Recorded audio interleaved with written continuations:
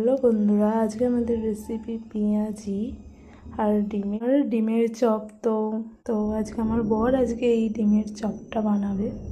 ডিমটা সিদ্ধ করতে বসিয়ে দিয়ে একটু ছাদের দিকে যাচ্ছি।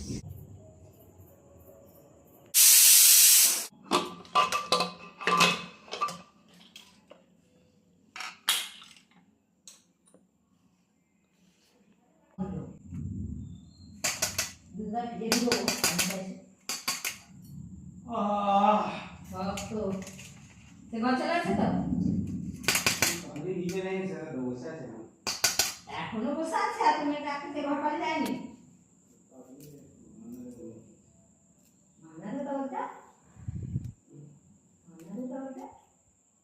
চুপ করো না।